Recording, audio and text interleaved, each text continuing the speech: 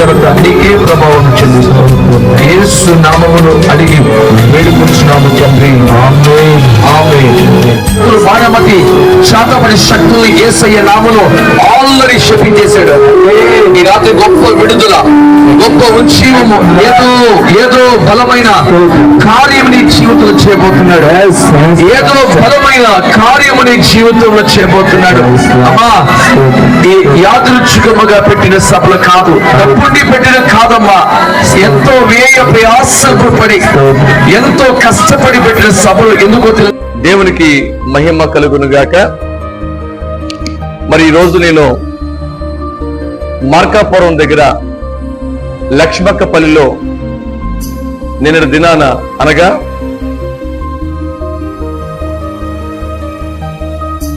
ఆదివారం సాయంత్రము 6 గంటలకి రక్షణ సువార్త ఉజ్జీవ సభ జరిగింది.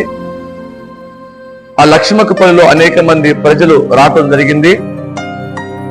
దేవునికి మహిమకరంగా నిన్న రాత్రి సభ జరిగింది.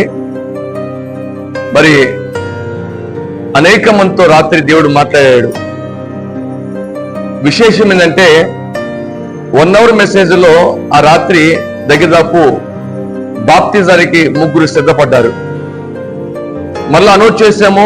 మరి తెల్లారికల్లా మరి ఇంకెవరైనా సిద్ధపడితే గనక స్వయంగా స్థానిక పాస్టర్తో కలిసి వారికి బాప్తిజాలు ఇచ్చి నేను గుంటూరు వెళ్తానని రాత్రి అనౌన్స్ చేశాను.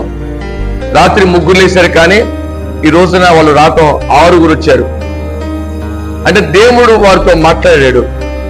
మరి ఆ రీతిగా 6 కూడా ఈ రోజు రావటం జరిగింది. ఈ 6 కూడా ఈ రోజున మరి జగన్నాథపురంలో బాప్తిజాలు ఇవ్వటం జరుగుతుంది. కనుక మరి రాత్రి మెసేజ్ లో ఈ 6 బట్టి కూడా నేను దేవునికి మనస్సులో వ్యక్తిగతంగా కృతజ్ఞత భావాన్ని నేను తెలియపరుస్తున్నాను. 6 కూడా సిద్ధపడ్డారు, అంటే దేవుడు సిద్ధపరిచారు 6 కూడా. ఎందుకంటే వాక్యమైన విత్తనాలు వెదజల్లినప్పుడు ఆ వాక్యము ఫలించి వారిని విస్తరింపచేసి మారు మనసు పొందుటకు దేవుడు వారిని సిద్ధపరిచాడు. అందుని బట్టి కూడా దేవునికి నేను ఎంతగానో మహిమ చెల్లిస్తున్నాను. 2 చేతుల ప్రగతి మంచి స్తోత్రం. హల్లెలూయా, హల్లెలూయా, హల్లెలూయా. చాలా సంతోషం అమ్మ మిమ్మల్ని బట్టి. ఎందుకంటే 99 గొర్రెల కంటే దేవుడు 1 గొర్రె కొరకు వెతుక్కుంటూ వెళ్ళాడంట. ఆ 1 గొర్రె మీరే. 6 గొర్రెల్లో తప్పిపోయిన వారందరూ మీరు ఇంకా ఉన్న ఒక 1 అవర్ మెసేజ్ లోనే దేవుడు అద్భుతమైన కార్యం దేవుడు చేశాడు. మరి ఈ 6 కూడా ఈ రోజున జగన్నాథపురంలో మరి బాప్తిజ తొట్టులో మీరందరూ కూడా బాప్తిజం ఇవ్వబోతున్నాను. ఈ 6 బట్టి కూడా నేను దేవదేవునికి ఎంతగానో మహిమ చెల్లిస్తున్నాను. రైట్, గమనించండి. మారు మనసు అంటే ఏంటో తెలుసా? మనస్సు మార్చుకోవటం. ఇప్పుడు దాకా ఈ మనస్సు ఎటుందమ్మా? లోకం వైపు ఉంది, సినిమాలు సీరియల్ వైపు ఉంది. ఇప్పటి వరకు ఈ లోకంలో నీ మనస్సు ఎలా చెప్తే అలాగా నడిచేవు నువ్వు. కానీ ఇప్పుడు మారు మనసు పొందుతున్న నీవు నీ మనసు చెప్పినట్టుగా నడవకూడదు. నువ్వు ఇక నుంచి నీ మనస్సుని కలగజేసిన దేవుడు చెప్పినట్టుగా నువ్వు నడుచుదువుగాక. ఆమె చెప్పనా? ఎందుకయ్యా అంటే గమనించండి, దేవుడు మనస్సును కలగజేశాడు, మనిషిని కలగజేశాడు. కానీ దేవుడు చెప్పినట్టుగా ఏ కుటుంబం అయితే నడుస్తారో, ఏ వ్యక్తి అయితే నడుస్తారో, నేను అంటాను నీ బ్రతుకు కాలములో ఆయన కృపాక్షేమములు నీ వెంట వచ్చునుగాక.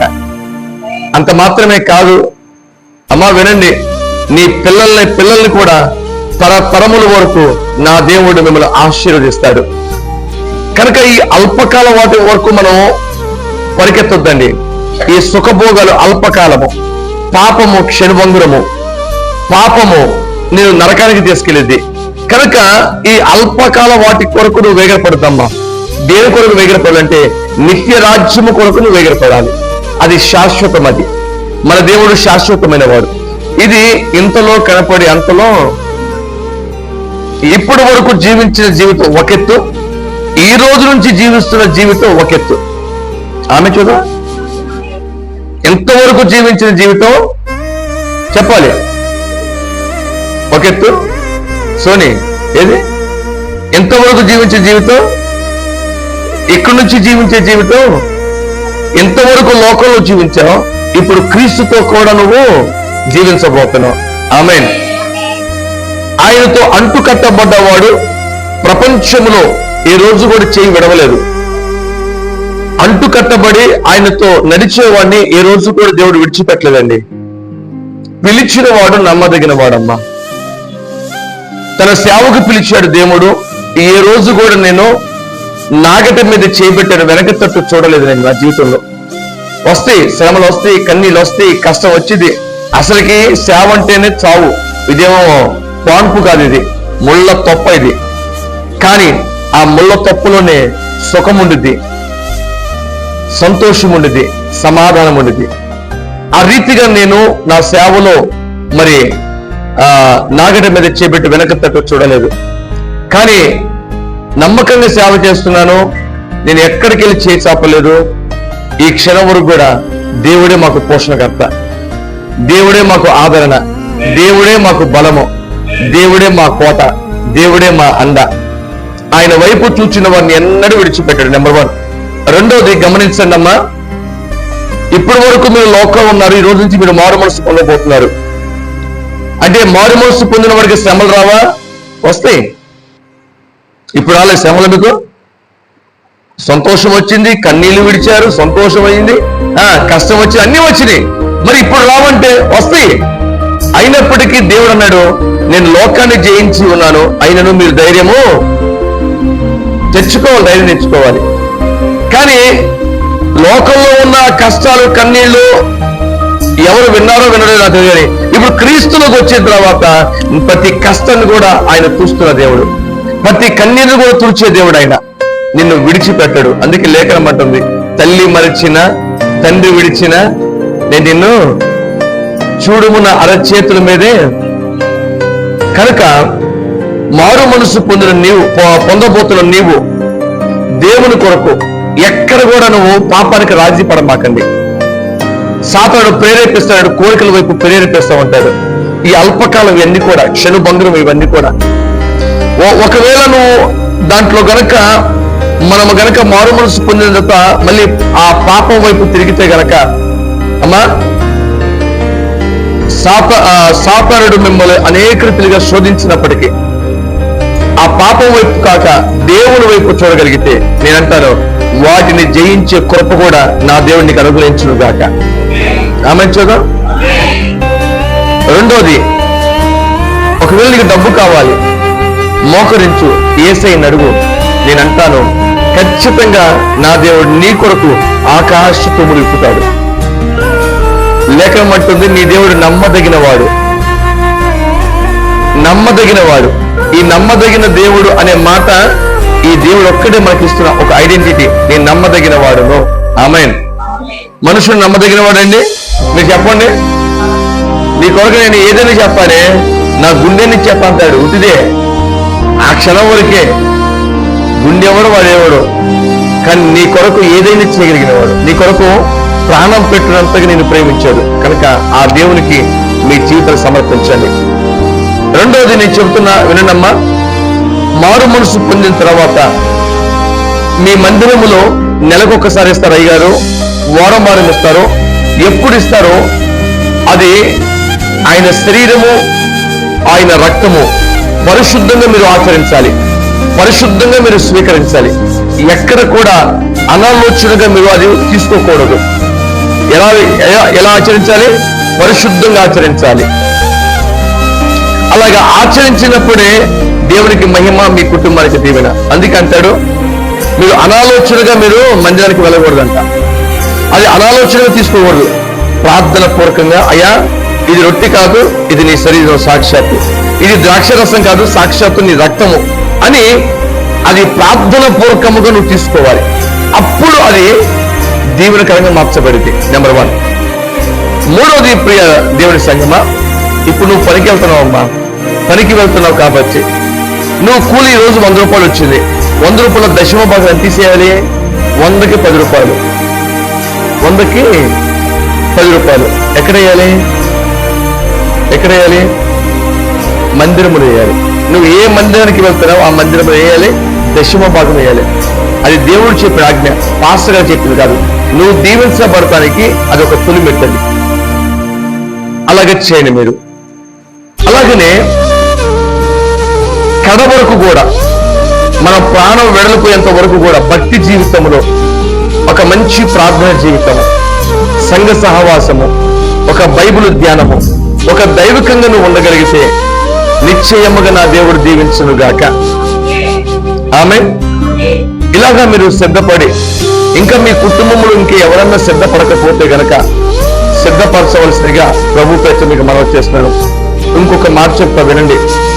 ఆయన శరీరము, ఆయన రక్తం తీసుకోవటం వల్ల లేఖనం అంటుంది, ఎవడు నా శరీరం తింటాడో, ఎవడు నా రక్తం తాగుతాడో వాడులో నేను, నాలో వాడు, అంత్య దినము నేను వాడిని లేపుతాడు. అంటే ఆయన రక్తము, ఆయన శరీరము ఎవరిలో ఉండిద్దో వాడు నిత్య జీవానికి పాత్రలు అవుతారంట. కనుక మీరు అలాగే సిద్ధపరచండి, అలాగే సిద్ధపడండి, అనేక మందిని సిద్ధపరచండి. ఎక్కడ కూడా పాపానికి రాజీ పడమాట. ఆమేన్. ఒకసారి వెలిగించబడ్డ తర్వాత ఆ వెలుగు 10 మందికి దీవెనకరంగా ఉండాలి. నేను చూసినప్పుడు మా పురాణాలు, ఆమె ఎంత భక్తి పరాలురా, మంచి ప్రార్థన పరాలు అన్ని గురించి సాక్ష్యము దేవుడు వారి ద్వారా ఇప్పించునుగాక. ఆమేన్. హల్లెలూయా. ఇంకొక మాట చెప్తున్నా, మీకు ఎందుకంటే ఇప్పుడు అడగాల్సిన మాట, అది చాలా ఇంపార్టెంట్. మిమ్మల్ని ఎవరైనా తొందర పెట్టారా? మీ మనస్ఫూర్తిగా తీసుకున్నారా? మార్కు పాస్టర్ గారు కానీ నేను కానీ తొందర పెట్టి మీకు ఇవ్వట్లేదు కదా, మనస్ఫూర్తిగా మీ మనస్ఫూర్తిగా తీసుకున్నారు కదా, ఎవరు ప్రోద్బలం లేదు కదా, ఏ మార్పిడి లేదు కదా, హృదయ మార్పిడిది, హృదయం మార్చుకునే మార్పిడిది, ఏ మార్పిడి లేదు. ఆమేన్. కనుక ఇవన్నీ గమనించి మళ్ళీ ప్రభు చిత్తం అయితే ఇప్పుడు వచ్చినప్పుడు మీ గురించి నేను సాక్ష్యం వినాలి. ఆమేన్. మంచి సాక్ష్యం వినాలి. అట్టి కృప నా దేవుడు మీకు అనుగ్రహించును గాక. చాలా సంతోషం అమ్మా. 6 బాప్టిజం తీసుకోవడం అనేది నిజంగా దేవునికి ఎంతో మహిమ కలుగును గాక. ఇలాగా మీరు సంఘ సహవాసం కలిగి ప్రతి ఆదివారం ఎన్ని పనులున్నా దేవుని మందిరం మీరు కనపడాలి. అదే ఆదివారం పెళ్లిళ్ళు వస్తాయి, పేరెంటాలు వస్తాయి, పక్కింటి ఫంక్షన్, ఇవన్నీ కాదు. ఫస్ట్ దేవుని మందిరం అయిపోయిన తర్వాత మీరు ఏదైనా చేసుకోండి. మీరు ఫస్ట్ దేవుని మందిరం కనపడాలి. అలా కనపడ్డ తర్వాతనే దేవుడు మిమ్మల్ని దీవిస్తాడు. అలాగా నా దేవుడు మీకు కృప అనుగ్రహించునుగాక.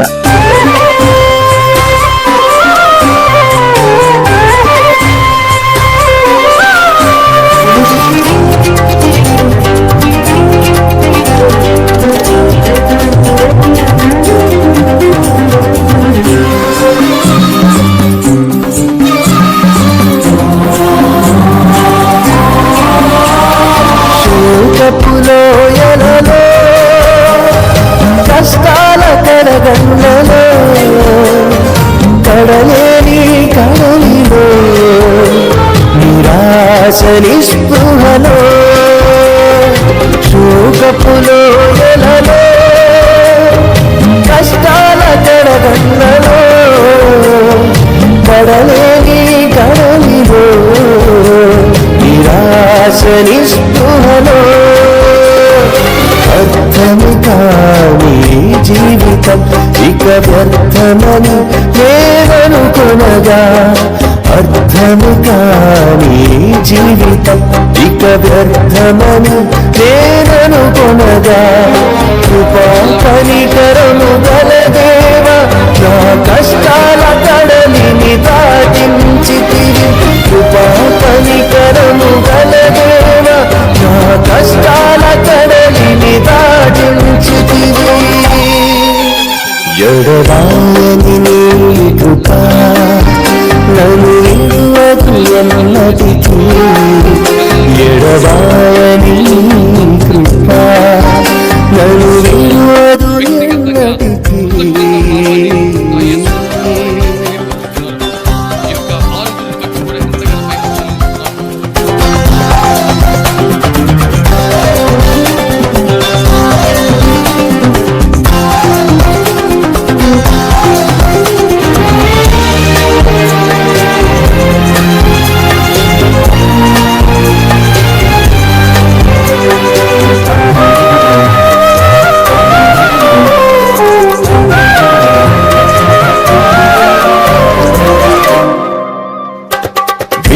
నిశ్వాస పోరాటములో గమనించండి, మెసేజ్ ద్వారా బిడ్డ ప్రేరేపించబడ్డాడు ప్రవీణ్.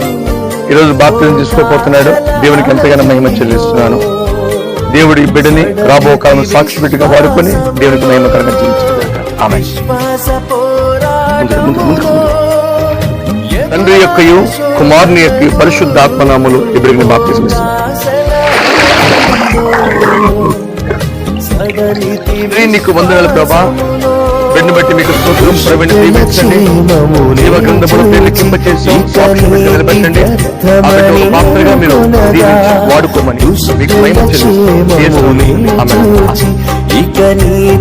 అమ్మా, ఇది ఎవరంత బలవంతంతో తీసుకున్నావా, నీ సొంత నిర్ణయమా? సొంతంగా తీసుకుంది కాబట్టి మేము బాప్తిజం అయిపోతున్నాము. అదే బట్టి దేవునికి ఎంతగానో మహిమ. ప్రార్థన. తండ్రి మీకు వందనాలు ప్రభా. ఈ బిడ్డ బాప్తిజం తీసుకోబోతుండగా దీవించండి, ఆశీర్వదించండి. అయ్యా, తన కుటుంబం నమ్మకంగా ఈ బిడ్డ జీవించి సాక్షి బిడ్డగా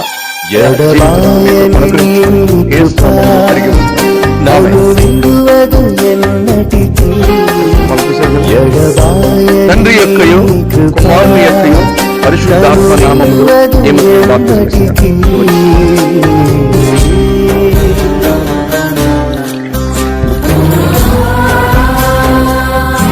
ప్రేరేపించబడి ఈరోజు బాప్తిజం తీసుకోబోతుంది. అమ్మ, మీ సొంత నిర్ణయమేనా?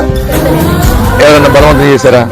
సొంత నిర్ణయం ప్రకారంగా మీరు బాప్తిజం తీసుకోబోతుండగా నేను ఒక దైవజనుడిగా బాప్తిజం తీసుకోబోతున్నాను. తన కుటుంబం దేవుడు దీవించి ఆశీర్వదించారు. ఆమె తండ్రి మీకు వందనాలు. బిడ్డలు మీరు దీవించండి. అయ్యా, శుభము కలిగించండి. యేసు నామములో అడిగి పెడుతున్నాను. తండ్రి యొక్కయు కుమారుని యొక్కయు పరిశుద్ధాత్మ నామములో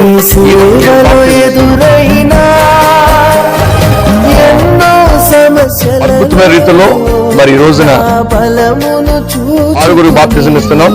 దాంట్లో రెండోది సోని. నీ సొంత నిర్ణయంగా నువ్వు తీసుకున్నావా అని చెప్పాడు. చూసి సొంత నిర్ణయం అనేది ఎవరు బలవంతం లేదు కదా, మంచిది. ఈమె సొంత నిర్ణయం ప్రకారంగా మేము బాప్తిజం ఇవ్వబోతున్నాము.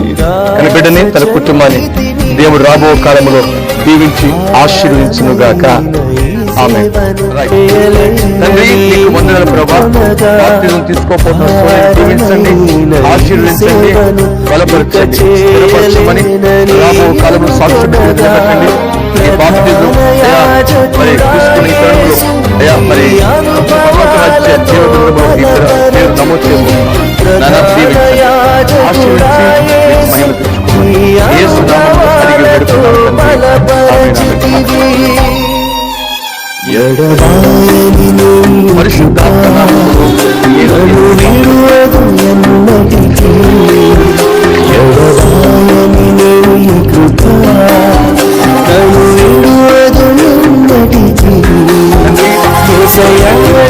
ప్రేమను రాగం నన్ను కాయును అనుక్షణం. కేశయాని ప్రేమను రాగం నన్ను కాయును అనుక్షణం.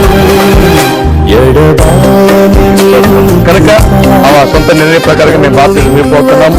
తండ్రి యొక్క కుమారుని యొక్క పరిశుద్ధాత్మ నామములో. రైట్. తండ్రి నీకు వందనాలు ప్రభా. ఈ రోజు బాప్తిజం తీసుకోపోతుండగా బిడ్డను మీరు దీవించండి, ఆశీర్వించండి. మీ కృపలో మీద బద్దలు చేసి అయ్యా ఈరోజు అయ్యా జీవ గ్రంథంలో ఈ బిడ్డ పేరు ఈ క్షణంలో లెక్కించబోతుందండి. మీ పాదాల బట్టి స్తుతిస్తున్నాం. ఈ బిడ్డను దీవించండి, ఆశీర్వించండి. కడవరకు నమ్మకంగా సాక్షి బిడ్డగా నిలబెట్టి మీకు మహిమ యేసు నామములో అడిగి వెళ్తున్నాం. ఆమె కొంచెం తండ్రి యొక్కయు కుమారుని యొక్కయు పరిశుద్ధాత్మ నామములో ఈమెకు బాప్తిజం ఇస్తున్నాను. తండ్రి మీకు వందనాలు తండ్రి. ఈరోజు బాప్తిజము తీసుకుంది. ఈమె పేరు అయా జీవ గ్రంథములో నమోదు చేయబడింది. అయా ఈమె సాక్షి బిడ్డగా నిలబెట్టండి. తన కుటుంబాన్ని దీవించి మీకు కుమారుని యొక్కయు కొంచెం ముందుకు రామా, కొంచెం ముందు పరిశుద్ధాత్మ నామములో